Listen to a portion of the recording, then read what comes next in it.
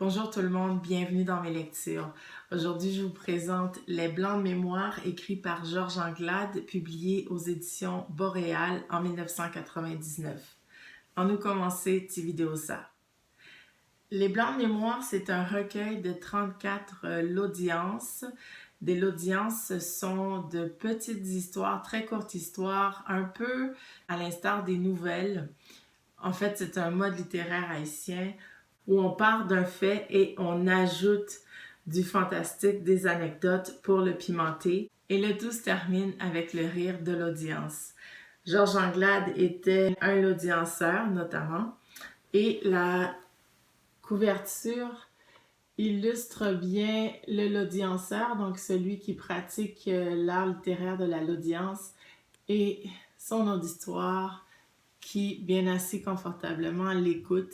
Les 34 l'audience que l'on retrouve dans les Blancs de mémoire retracent le parcours de l'auteur, c'est-à-dire de l'enfance à Quina jusqu'à la dictature à Port-des-Morts, Port-au-Prince, et suivi de l'exil à Nedjé, qui fait référence à NDG, Notre-Dame-de-Grâce, un quartier à Montréal où se trouvent beaucoup de gens issus de l'immigration.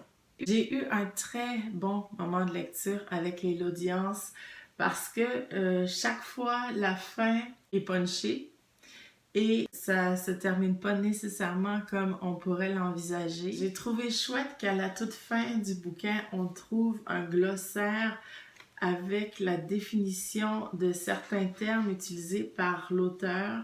Je pense cependant que pour un public tout à fait néophyte à la culture ou à la littérature haïtienne, il restera quelques termes non définis dans le glossaire, mais c'est pas un problème, on peut toujours googler si jamais la méconnaissance des termes vous empêche de comprendre l'histoire. Ce que j'ai trouvé très intéressant dans ce recueil de l'audience écrite par Anglade, c'est que l'auteur s'inspire énormément de références tant montréalaises que québécoises. Ça enrichit d'autant plus, à mon avis, les histoires qui sont racontées. Comme je vous le disais, j'ai beaucoup apprécié ma lecture et pourtant j'ai du mal à lire des nouvelles parce que quand j'entre dans un texte, ça me prend quelques jours pour en sortir. Je pourrais pas, par exemple, terminer un roman puis en commencer un autre tout de suite la journée même parce qu'il me faut un certain temps pour me sortir de l'histoire, pour me sortir les personnages de la tête.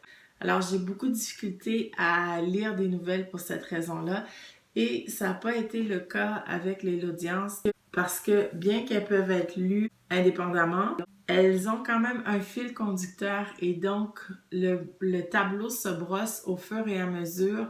On n'est pas dans des univers complètement différents d'une nouvelle à l'autre. J'ai particulièrement aimé les premières l'audience qui se déroule à Quina.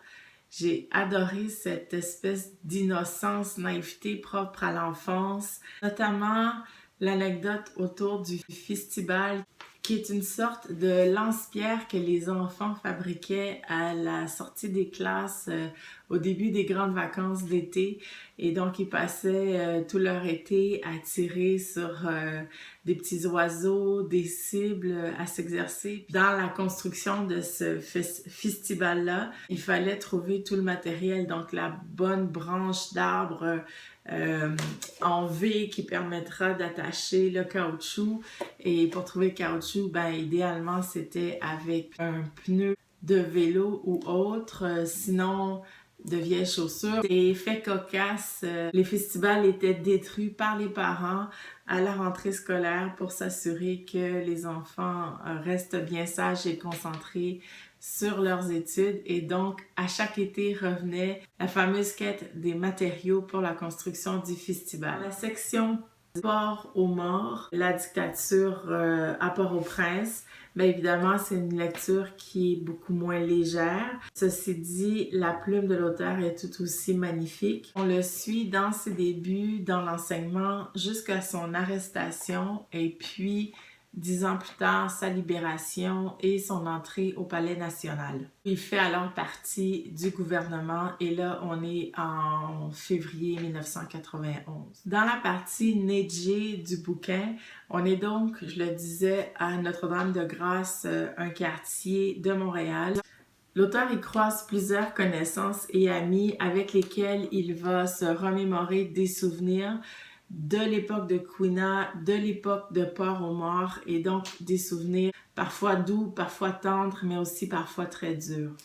C'est donc tout pour la présentation du livre Les Blancs de mémoire de Georges Anglade. Si vous l'avez déjà lu, j'aimerais vraiment savoir ce que vous en avez pensé et laquelle de l'audience vous avez préférée. Et moi, je vous dis à très bientôt dans une nouvelle vidéo. Ciao!